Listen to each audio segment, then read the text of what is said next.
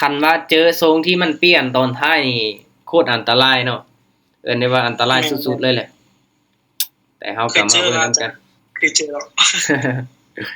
เดี๋ยวอันเบิ่งเนาะตอนนั้นลงทุนหมด40เหรียญหมดตัวเลยว้ามันกลับลงมาบัดเดียวหายแวบเลยเนาะสวิงแฮงนี่โอ้อันตรายคันว่าเจอกลับทรงนั้นก็บ่ฟาวเทรดทุกคนเนาะเฮาต้องรอก่อนรอ5ชั่วโมงต่อไปเนาะมันอาจจะงามกว่าหั่นเนาะก็ต้องใจเย็นๆเนาะคิดซะว่าเฮาเฮ็ดเวียกเงินเดือนเนาะในเดือนหนึงเฮายังรอท่าเงินเดือนออกได้เนาะคันว่าเฮารอท่าการเข้าออเดอร์เนาะในการเทรดนี่อาจจะเป็น30นาทีบ่ชั่วโมงหนึงเฮาก็ต้องท่าให้ได้เนาะ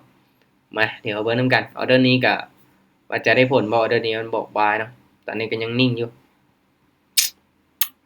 อาจจะได้ผลอยู่โอเคมาทุกคนเดี๋ยวค่อยจะเทศให้ทุกคนเบิ่งเนาะเป็นกรณีศึกษาคือกันเนาะแต่ก็ยังเน้นย้ำเด้อมันก็บ่ได้ 100% เนาะเพราะว่ามือก่อนหน้าหั่นเฮาก็ได้ทดลองนำใช้กับมันแล้วเนาะมันก็อัตราชนะกับตัวได้ตัวเสียมันกับมีบางช่วงเนาะบางช่วงมันก็ได้ผลบางช่วงมันก็บ่ได้ผลเนาะแต่เฮาก็อย่าชะล่าใจอย่าชะล่าใจมัน 100% เนาะโอเคมาเดี๋ยวมาเบิ่งนำกันออเดอร์ที่เป็นตาออกเฮาก็จังออกเนาะออเดอร์บ่เป็นตาเฮาก็บ่ออกคือกันเด้อทุกคนเด้อเนาะมาตอนนี้ก็ตลาดเริ่มนิ่งแล้วอยู่ในกราฟของ Ethereum เด้อสำหรับทุกคนที่เข้ามาร่วมมีตติ้งเนาะเบิ่งคอยเทรดก่อนก็ได้เนาะเบิ่งคอยวิเคราะห์ตามออโต้ทิกโนเนาะคันว่าไผที่มีงบมีต้นทุนอยากเทรดตามก็ตามได้ส่วนได้ทุกคนเนาะวิเคราะห์ไปนำกันยอมรับความเสี่ยงให้ได้เนาะอาจารย์สำนักน้องนี่ท่าบ่ได้ถ้าบ่ได้ว่ะต้องใจเย็นๆได้แหละเนาะมีกำไรต้องใจเย็นๆต้องทาหน่อยนึงโอ้ตลาดค่อนข้างที่จะนิ่งเลยเนาะโอเคโอ้เริ่มขึ้นแล้วอาจารย์เริ่มขึ้นแล้วเนาะมา แม่นเดี๋ยวจะไปออเดอร์น้อยๆออเดอร์ทุกคนเด้อเนาะออเดอร์ละ10เหรียญเอาก็โอเคแล้วเพราะว่ามีกำไรมาแหละอยากรักษากำไรเฮาไว้เด้อเนาะแม่น เอาก็ๆเอากำไรเฮาไว้ไปออเดอร์น้อยๆเอาเนาะโอเคออเดอร์ต่อไปซะออเดอร์ต่อไปจะเป็นออเดอร์แรกเนาะลองออเดเบิ่อร์ต่อไปลองเซียวคือลองซื้อเบิ่งนี่มันบอกเซลล์ได้ไหมนี่ มันบอกเซลล์ได้ไหมนี่นี่ขึ้นได้อาจารย์ขึ้นได้เนาะอาจจะพลาดแน่วินแน่ก็เป็นไปได้หรือว่าจังไดเนาะมาแม่นมันว่ากันบ่ได้ว่ากันบ่ได้เนาะโอเคถึงรอลุ้นโอเคเนาะมาเดี๋ยวมาเบิ่งนำกันทุกคนจังไดนานบ่โอ้งามอยู่ได้โอ้โอ้จวดเลยบาดนี้อ้าวบ่เป็นหยังออเดอร์นี้มันได้ผลเด้อมะว่าจะออกเป็นออเดอร์แรกทุกคนเนาะใครที่บ่มีงบมีต้นทุนก็เอาเงินเดโมเนาะออกมาฝึกเทรดกันได้เด้อทุกคนเด้อเดี๋ยวเฮามาเบิ่งนำกันมาออเดอร์นี้เนาะ Ethereum เด้อทุกคนเด้อ Ethereum เด้อสำหรับทีมงานที่เข้ามาเนาะมารอท่าสัญญาณเนาะออโต้ซิกนอลมันบอกมาจังได๋โอ้บอกซื้อเด้อทุกคนออเดอร์นี้มันบอกบายเด้อถ้างั้นมาตามซื้อขึ้นไปเนาะออเดอร์แรกนำเด้อจ้ะเอาออกวะงามหลายขึ้นได้อยู่เอาค่อยกดบ่ออกซ้ำบ่ทุกคนโอ้ยมันรีเฟรชเมื่อกี้นี่นะโอ้ยกดบ่ออกซ้ำว่าจังออเดอร์แรกสงสัยบ่ได้จิ้มหน้าจอมันดนเนาะมันก็เลยบ่ออกอาจารย์ซื้อทันบ่ทันซ้ำนึงออเดอร์บ่ออกซ้ำเนาะบ่เป็นหยังน้องทานอยู่เลยขอให้ได้เด้อออเดอร์นี้เอาจังได๋วินงามๆล่ะว่ากันจังได๋วินงามๆล่ะเขียวงามแล้วออเดอร์สวยงามหลายโอ้ค่อยนี่บ่มาแล้วกดบ่ออกแล้วออเดอร์แรกนี่อาจารย์ได้กำไรมาไปเรียนแล้วโอเคสุดยอดมาเดี๋ยวเมื่อกี้นี้พอดีบ่ได้กดถึงเนาะมันก็เลยบ่ออกซ้ำเนาะมา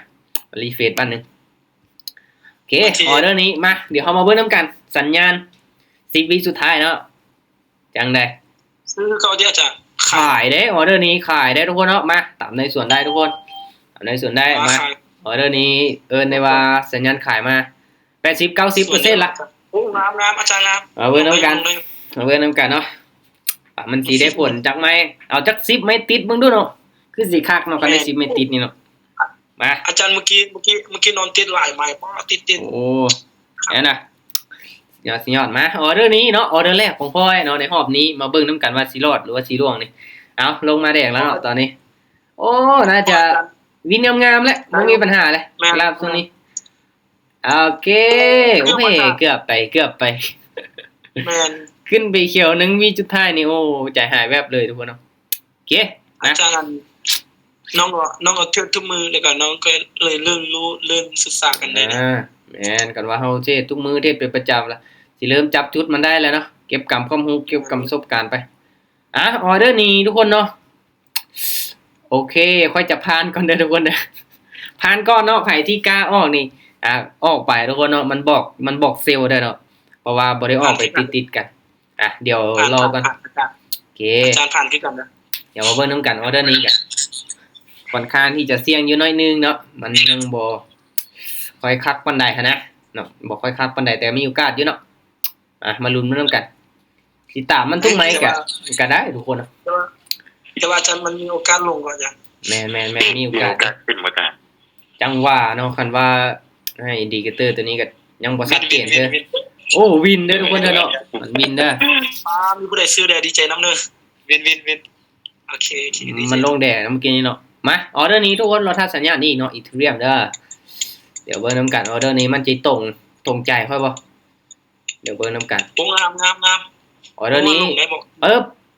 โอ้บอกสื่อเด้อทุกคนเด้อ ขึ้นได้อยู่ มาถ้างานลองตามซื้อเบิ่งเด้อทุกคนเด้อตามซื้อลองเบิ่งเนาะออเดอร์นี้ที่จริงกับมา งามอาจารย์ปาแล้ว งาม ไอ้ งาม จัดไปโอ้ถ้าว่ารับนิ่งนี่บ่สวิงอีหยังนี่น่าจะกินเต็มแล้วนะออเดอร์นี้ แม่น นี่มั่นใจตั้งแต่20วิเลยทุกคนเนาะ1วิสุดท้ายนี่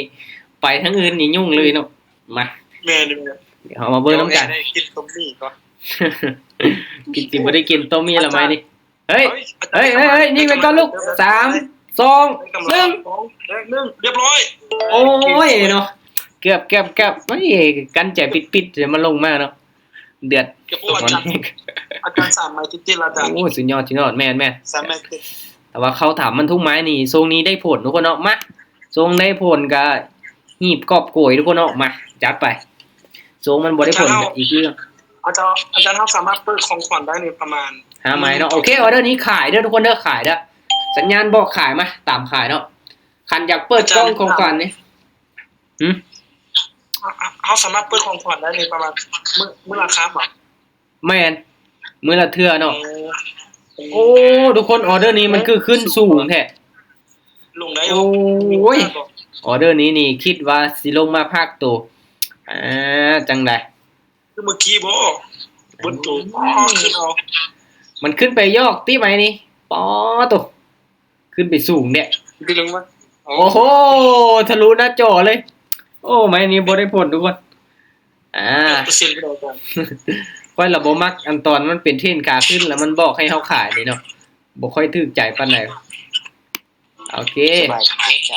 สบายดีทุกคนเนาะมาเมื่อกี้นี้ไป10ภาพเนาะคูณเป็นซาวจะพอออเดอร์ล่ะ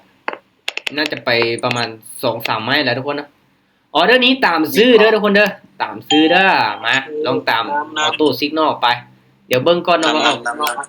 มันอาจจะมีโอกาสขึ้นได้อยู่เพราะมันอันนั้นเนี่ยมันมีจุดนิดนึง โอเคหาก็ออกไป3ออเดอร์เนาะวิน2ไม้แล้วก็พลาดเมื่อกี้นี้เนาะโอเคบ่เป็นหยังไปไม้ละน้อยๆเอาเนาะ มาแล้ว จังได๋ก็เขียวแล้วไม้นี่เป็นขาขึ้นแล้วพักตัวแดงงามๆจังซี่นี่โอ้ยทุกคนเนาะเสียดายบ่ออินไว้ว่าจะออินไปจักพันนึงนี่งามเลยทุกคนเนาะโอ้ยอย่าหาทำเนาะงามเลยนี่ 32เหรียญ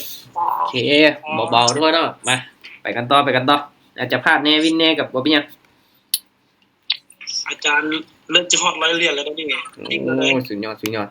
มือที่มันได้นี่ฮิปกอบโกยคือค่อยว่าน่ะอันมือที่มันเทศจังใดก็บ่วินนี่ฮิปนี่ป้ากันเศร้าโลดเนาะโอเคมาออเดอร์นี้ทุกคนค่อยตามซื้ออีกเด้อลองตามตัวซิโนอีกบาทนึงตามซื้ออีก นำเด้อลอ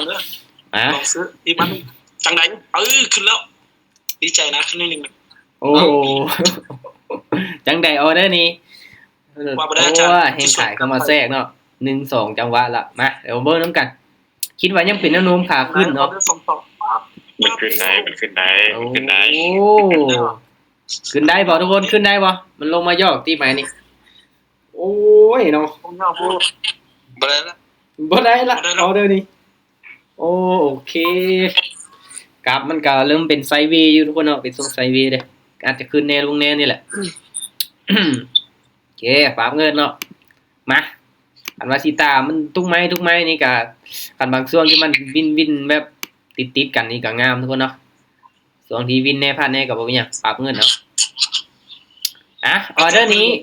ตามซื้ออีกโอเคซื้ออีกเนาะตามบาร์อีกเนาะออเดอร์นี้อาจารย์เพื่อนเรียนจากเรียนคนเดียวนี้20เนาะจาก10แล้วก็ไป20เนาะแม่นเซาคือกันเด้อบ่ฮู้ว่าสิบินขึ้นได้บ่โอ้จังได้โหว่าจังได้สบายมันคือลงมายาวแท้วะ บาทพี่ตาตัวจะบาทในส่วนได้ทุกคนมาลุ้นมานำกันเนาะออเดอร์นี้ก็ตามออโต้ซิกนอลไปเนาะจังได้บ่แม่นเลยติ โอ้มันลงมายอกแฮงมาติไม้นี่ขึ้นไปติลูกนิ่งกิ๊บเลยโอ้ยทุกคนเนาะไปพลาดไปศอกละวาดในการวาดเลยส่วนเทียบเลยเนาะโอเคแสดงว่ามันเริ่มกลับโตลงมาเนาะแต่ว่าออโต้ซิกนอลนี่มันก็คิดว่ายังสิขึ้นไปต่อบ่เนาะมันยังบอกให้เฮาซื้ออยู่เนาะโอเคมาไม้ที่3เดี๋ยวเฮาเบิ่งนำกันโอเคมาทุกคนออเดอร์นี้ตามซื้ออีกโอเคมันบอกซื้อเนาะค่อยจะซื้อไปไม้ที่3เนาะมาออเดอร์นี้ไม้ที่3มาเบิ่งนำกันเด้ออันว่ามันสิพลาดกับสิพลาดจังไหมเนาะติดต่อกันนี่สิเบิ่งนำกันค่อยก็มีขีดจำกัดได้ทุกคนเนาะอันพลาดเรา5ไม้นี่ยุ่งเลยได้เนาะอาจารย์ขึ้นได้ไหมนี่ขายเราบ่ฮู้ว่าสิลงบ่โอ้ขึ้นได้แล้วไม้นี่ถ้าตามซื้อนี่ต้องตามให้สุดตามซื้อต้องตามให้สุดมันบอกซื้อมาครับ2ไม้แล้วเด้ไม้ที่3ก็ต้องตามทุกคนเนาะโอเคงามเลยไม้นี่นิ่งไว้โอเคคันสิตามต้องตามให้สุดได้เนาะคันว่าตามซื้อนี่ได้เนาะเห็นบ่บอกซื้อมาเดี๋ยวเอาไว้นำกันทุกคนเนาะมาเฮากลับมารอจังหวะเบิ่งเนาะอันว่าช่วงที่แท่งเทียนมันนิ่งเกินไปครับเฮาก็เบิ่งก่อนเดี๋ยวทุกคนเด้อ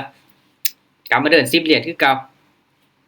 เน้นในการบริหารต้นทุนของเฮาหั่นแหละทุกคนเนาะ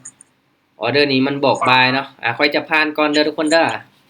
ผ่านก่อนเนาะไปตามไม้ติดๆอาจารย์โอเคมามีกำไรแล้วกับใจเย็นๆเนาะเฮามีกำไรนี่ต้องใจเย็นๆไว้ก่อนโอเคโอ้มาเข้ามาร่วมหลายอยู่เนาะเสียงอยู่เว้ยเสียงอยู่เนาะออเดอร์นี้มันนิ่งเกินไปมันจวดแล้วเขียวแล้วไม้นี้โอ้ยจังได้เขียววะปึ๊บเขียววะโอ้เขียวงามได้ทุกคนเด้อถือว่ายังเขียวอยู่มีบ่ได้ออกเด้อบ่ได้ออกเลยมันนิ่งเกินไปมาสังเกตเบิ่งออเดอร์นี้มันเป็นตะยานบ่จ้ะบ่ได้ขายแล้วแน่นอนแทงเทียนมันงามแหละเบาๆเด้อทุกคนเด้อไปเบาๆเด้อไปไม้น้อยๆเอาเนาะเดี๋ยวนี้เฮากลับมาเดิน10ออเดอร์นี้มันบอกขายเนาะมาลองตามขายเบิ่งบาทนึงอาจจะลงมาเก็บเอาไส้มันได้จะลงมาเก็บเอาไส้มันได้เอาขีดเส้นตัวนี้ค่อยหายแล้วบัดนี้เนาะบ่เห็นเลยเนาะงามลงแล้วอาจารย์ลงมาเก็บเอาไส้มันได้แหละแท้นี้ลงได้มันจะจุ่มไส้ยาวๆเนาะโอ้ยอ๋อสลับขึ้นไปเนาะจังได๋ลูกลงมาติโอ้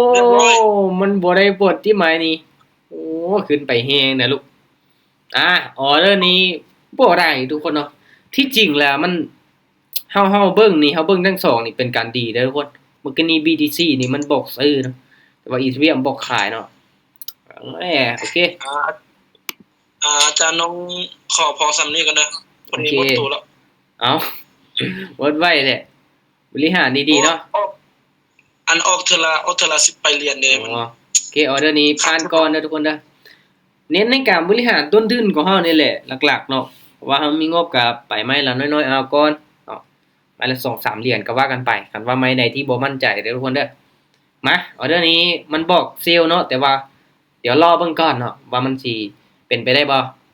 BTC ก็บอกเซลล์คือกันเนาะหลายๆเหรียญก็บอกเซลล์เด้อเดี๋ยวมาเบิ่งนำกันทุกคนออเดอร์นี้มันนิ่งเกินไปเนาะอันว่าออเดอร์ใดที่ชัดเจนเฮาจึงค่อยออกเนาะนะโอ้นิ่งคลิปเลยขายลง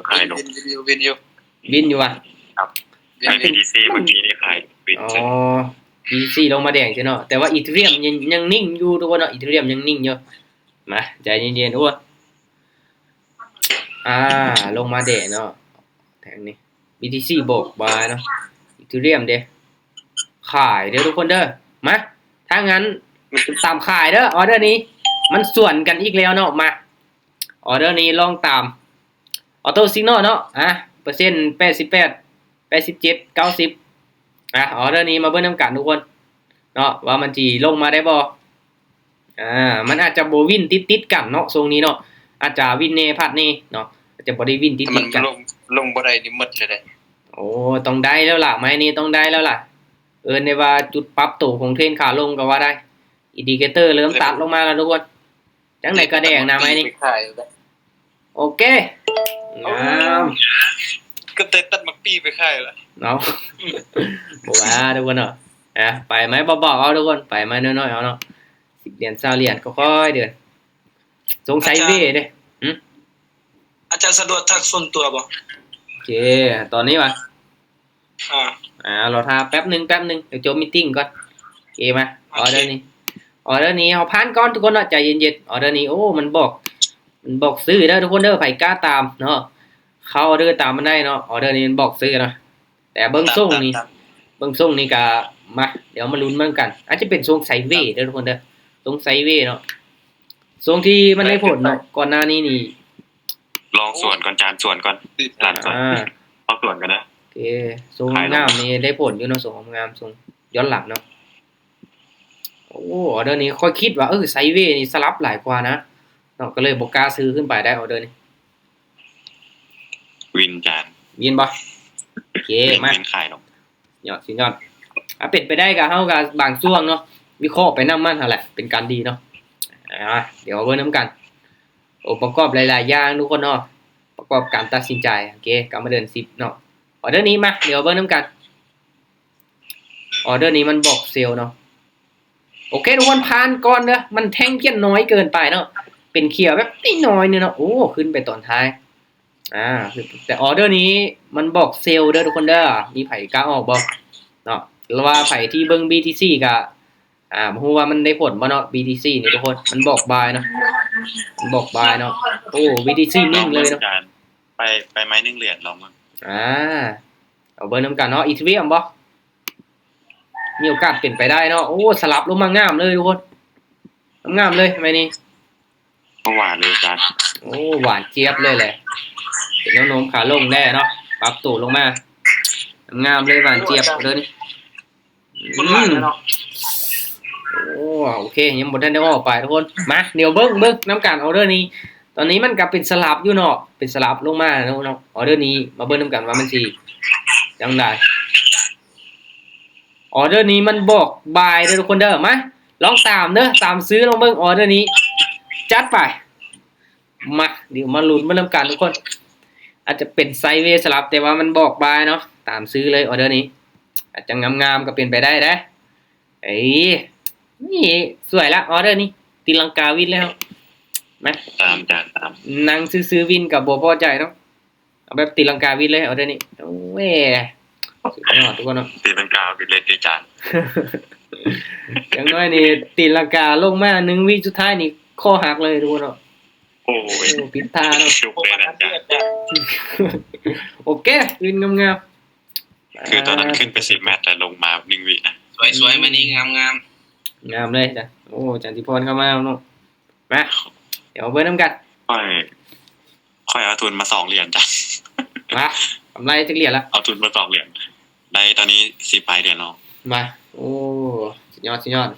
ออเดอร์นี้เอาผ่านเด้อทุกคนเด้อไผสิออกเนาะมันบอกไปเด้อจัดไปนี่กำไรละข้อนี้4รอด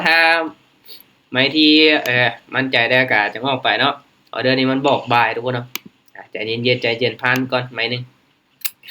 ผ่านอีกก่อนโอเคเบาๆทุกคนเนาะตรงนี้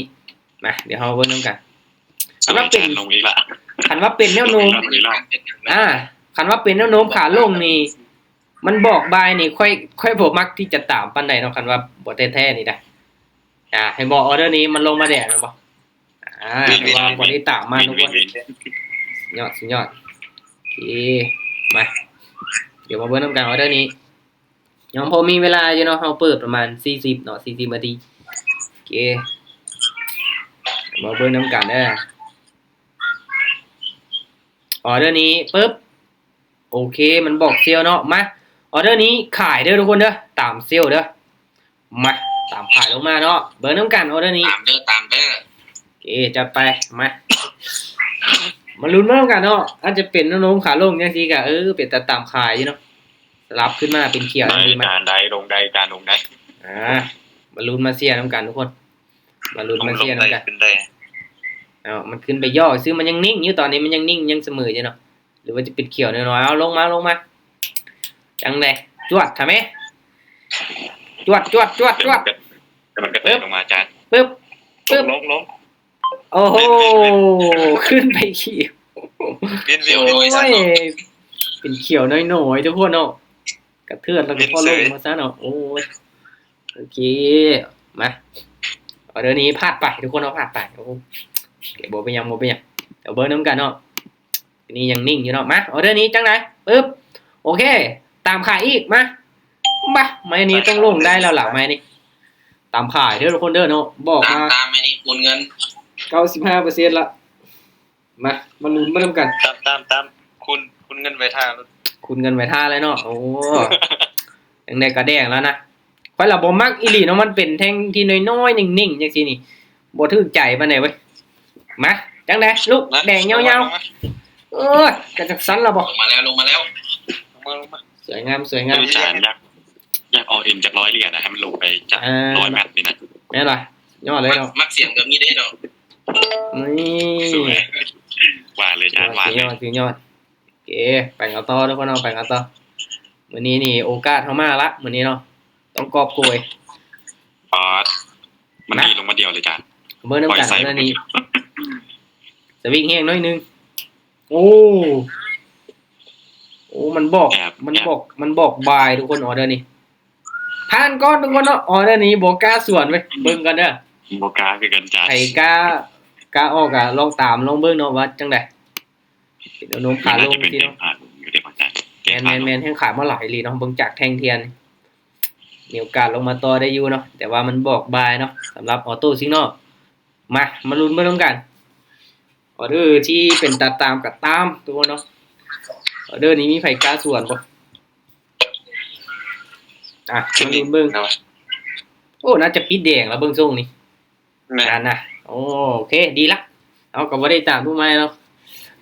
มาเบิ่งไปนำกันทุกคนเนาะออเดอร์นี้พักโตขึ้นไปเขียว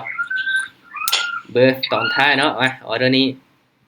เดินเงินเบาๆเด้อทุกคนเด้อคันว่าเฮามีกำไรแล้วรักษากำไรเฮาไว้จังได๋ออเดอร์นี้โอ้มันบอกซื้อเด้อทุกคนเด้อโอเคลองตามซื้อเด้อออเดอร์นี้มาลองเบิ่งนำกันทุกคนเนาะอันตรายอยู่แต่ว่าลองตามเบิ่งไหมนี่ว่ามันจะได้ผลบ่ทุกคนว่าเป็นแนวโน้มขาลงเนาะแต่บอกบายจังซี่ก็อันตรายไหมนี่โอ้ยทุกคนเนาะอุ้ยเอาดื้อพักโตจังเนาะมาลุ้นเบิ่งนำกันว่าสิขึ้นได้บ่อาจจะลงมายอกซื่อๆเนาะขึ้นได้น่ะขึ้นได้จานขึ้นได้ ขึ้นได้ตัวน่ะเรียบร้อยวินบ่โอเค เรียบร้อย โอ้ได้สื่อโอ้เนาะมันอย่าโหดเกินนะว่าแล้วจานขึ้นได้หวานเจี๊ยบเลยเนาะฮอตเป้าแล้วเด้อทางนี้ฮอตเป้าแล้วเด้อโอ้สุดยอดหลายเนาะแสนสิบวนตามเป้าล่ะว้าทุกคนเนาะตัดมักปีไปขายแล้วโอ้สุดยอดนะบวกไป 10.99 แล้วเนาะโอเคมาทุกคนเนาะออเดอร์นี้ผ่านก่อนทุกคนเนาะออเดอร์นี้ยังบ่ทันได้ออเดอร์โอ้ถือว่ากำไรมาหลายแล้วเนาะเบิ่งเดี๋ยวลองลบเบิ่งก่อนกำไรจักเหรียญแล้วเฮากำไร73เหรียญทุกคนเนาะเห็นบ่ขนาดเฮาไปไม้ละ10เหรียญเนี่ยได้นี่เนาะกำไรเฮา73เลยก็พลาดแล้วก็มีคูณเป็น20เนาะโอเคเอาไปหลายออเดอร์เติบเนาะพูดนะตั้งแต่พี่เนาะโอ้ตั้งแต่ออเดอร์นี้เนาะโอเคไปกันต่อยังพอมีเวลาอีกเนาะออเดอร์นี้โอ้ลงมาแดงได้เสยเนาะมันบอกเซลล์ทุกคนเนาะออเดอร์นี้บอกเซลล์เด้อก็ถือว่าเป็นน้องขาลงนี่โอ้ จวดลงมาแฮงเลยทุกคนมา มาลุ้นมาทำกันทุกคนออเดอร์นี้ว่าจะเป็นจังได สวัสดีไอ้วนา สวัสดีสวัสดี หาเข้ามานิดลุดเว้ย โอ้แม่ล่ะมาทุกคนออเดอร์นี้เด้อตามขายเด้อ เป็น อ ช่ว อง เดอร์นี้ ฝนนิดก็เลยบดี ลองเบิ่งเนาะไม้นี้นี่ลงมาแดงค่อนข้างที่จะยาวเนาะออโต้ซิกนอลบอกเซลล์อีกเลยตามขายทุกคนเนาะมาเดี๋ยวมาเบิ่งน้ำกัน เฮ้ยอยากขึ้นนั่นนะ หืม มันมักขึ้นแนวนี้นะ โอ้ยมันขึ้นไปยอกซิเนาะลงมาแดงแล้วไหมนี่เท่านี้จะรอเนาะรอแล้วก็เข้าเด้อไป มันจะขึ้นไปตัดหมกปีอะ ปีแดงงามๆแล้วไหม ใจเย็นเด้อใจเย็นใช่ไม่ได้เลย สวยงามหลายเห็นบ่งามๆเลยเนาะวินจังไหมแล้วเนาะโอ้1 2 3ไหมก็ถือว่าโอเคอยู่ ดีแต่ว่าเป้าก้อนมันก็ได้ไปต่อ สุดยอด อู้ตอนนี้สองเหรียญค่อยมาได้ประมาณ20ไปเหรียญอาจารย์ บาทกำไรเลย1,000%ของต้นทุนมาดูกันยอดเนาะ 2 เหรียญเป็นเก่ง ออเดอร์นี้ผ่านก่อนเด้อทุกคนเด้อใจเย็นๆเนาะออเดอร์นี้มันบอกบายเด้อทุกคนเด้อให้กล้าออกเลยเนาะเดี๋ยวเบิ่งก่อนรอจังหวะดี 5 เหรียญกำไร100ปลายนี่คูณ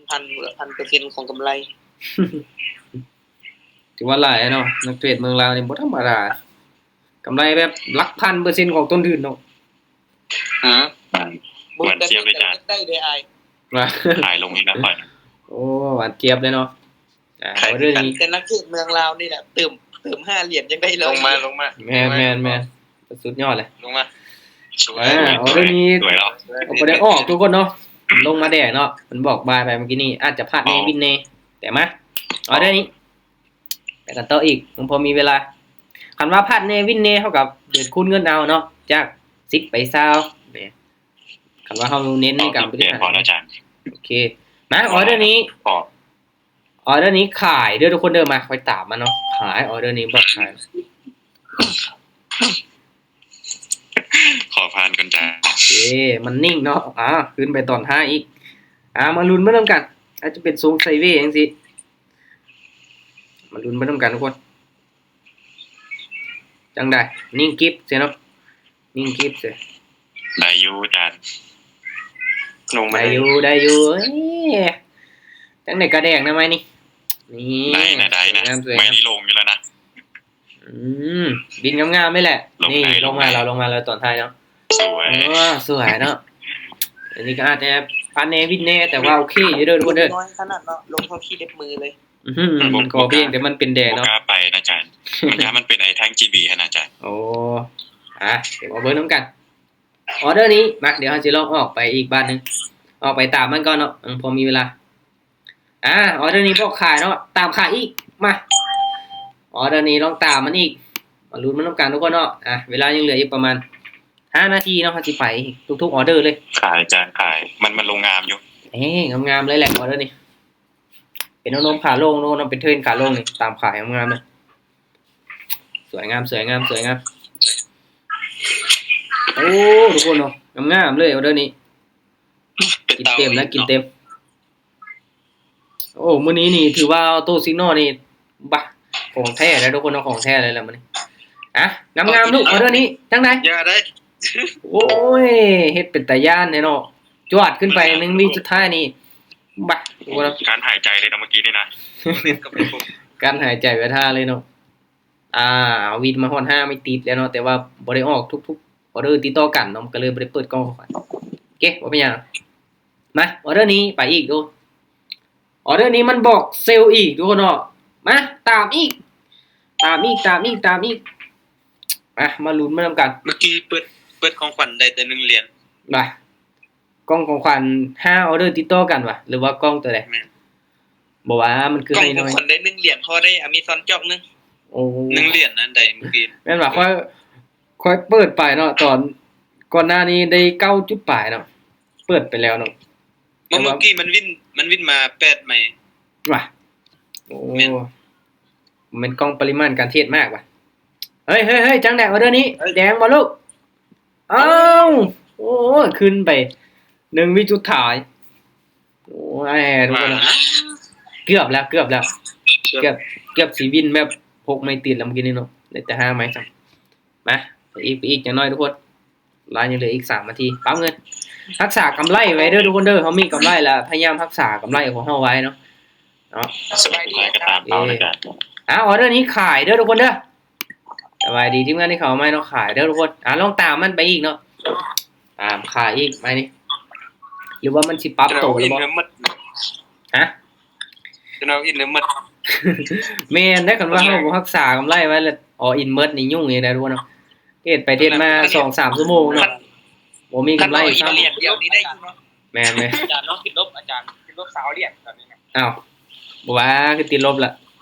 แม่นน้องเดิมก็สาวเลียนแล้วมีเรื่อง3เลียนประเทศอาจารย์มีได้ไปเลียนมีได้อื่นแล้ว โอ้ย อ๋อสวิงจัดเลย โอ้ทุกคนมันคือขึ้นได้เสือว่าแทงนี้ ป้า คันตลาดจังซี่นี่เห็นหลายเด้อทุกคนเด้อเนาะเห็นหลายอะไรเด้อแบบนี้เด้อ อาจารย์ โอ้จังได๋ น้องหลงไปกดซื้อแม่งได้สิ ว่า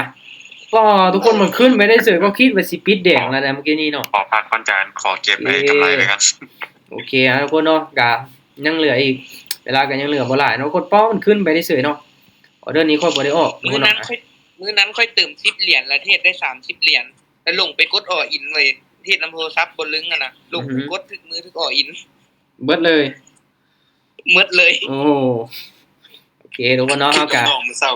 เบิ่งดีๆนะทุกคนเนาะเบิ่งดี เฮาอัน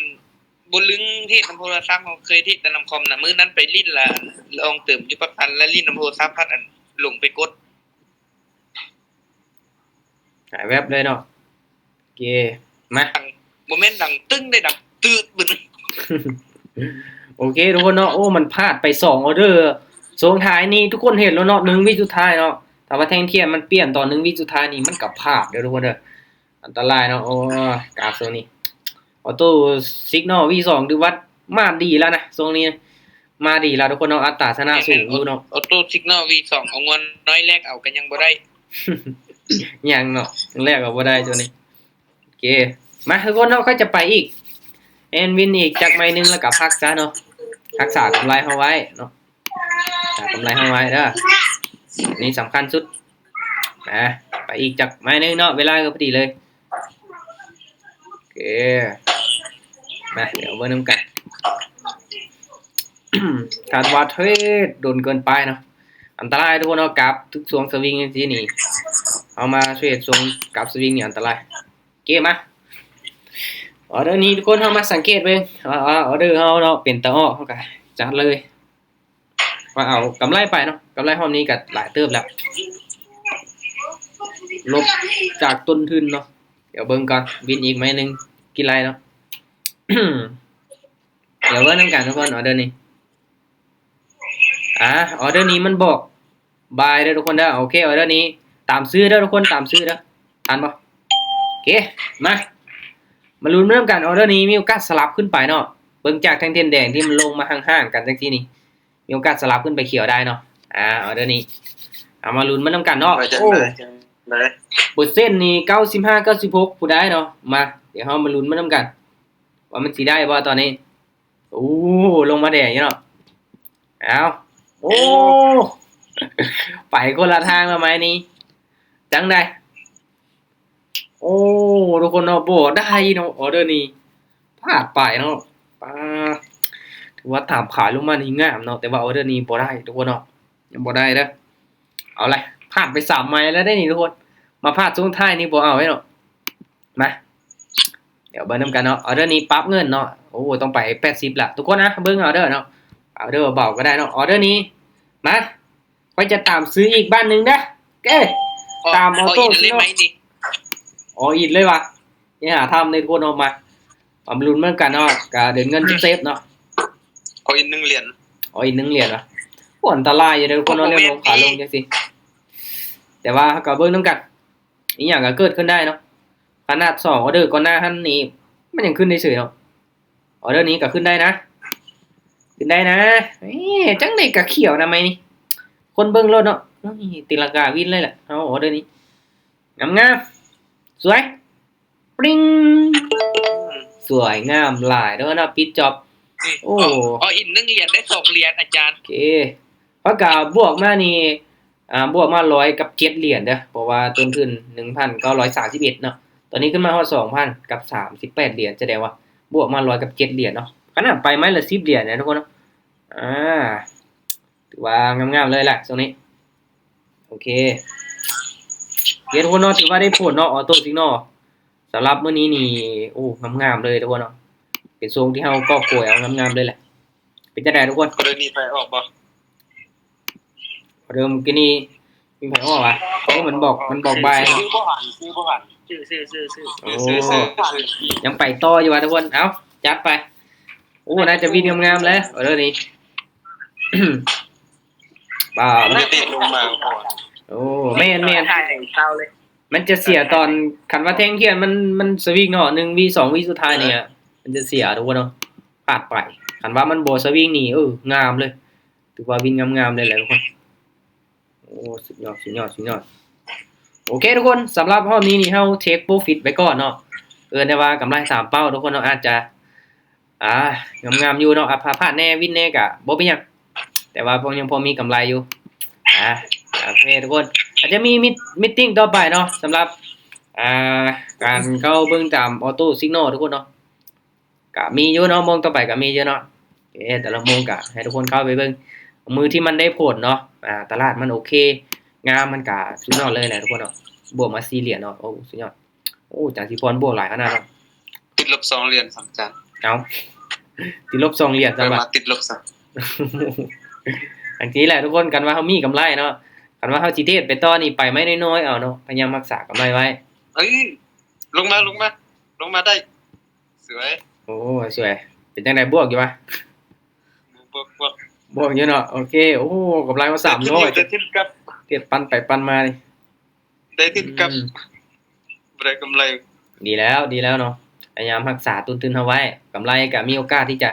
ได้ต่อไปเนาะกันว่าเฮายังมีต้นทุนเพราะว่าต้นทุนก็หายเบิดนี่ยุ่งอีกเนาะ วันนี้ทอนสาวเลยได้มื้อนี้ โอ้สุดยอดละโอเคทุกคนเนาะโอเคขอบใจทุกคนที่เข้ามาร่วมเนาะทุกคนเนาะก็ย้ำว่าทุกๆการลงทุนมีความเสี่ยงเนาะให้เราศึกษาหาความรู้หลายๆเนาะต้องประเมินความเสี่ยงเนาะจัดการบริหารความเสี่ยงของเราให้ดีๆเนาะต้นทุนของเรานี่แหละสำคัญเนาะเดินเงินให้เป็นเห็นกำไรเด้เนาะคันว่าสิเดินแบบมั่วซั่วนี่ก็อันตรายเด้อทุกคนเด้อโอเคขอบใจทุกคนที่เข้ามาร่วมเนาะเอาไว้เป็น ขอบใจอาจารย์ขอบใจ อาจจะเป็นโมงเก่าโมงเดิมถ้าว่าบ่มีหยังผิดพลาดเนาะเข้ามาร่วมศึกษาผมมีข้อการร่วมกันได้เนาะโอเคบ๊ายบายทุกคนบ๊ายบายสำหรับรอบนี้มันมาเด้อถอนมีกำไรแล้วก็พากันถอนเด้อ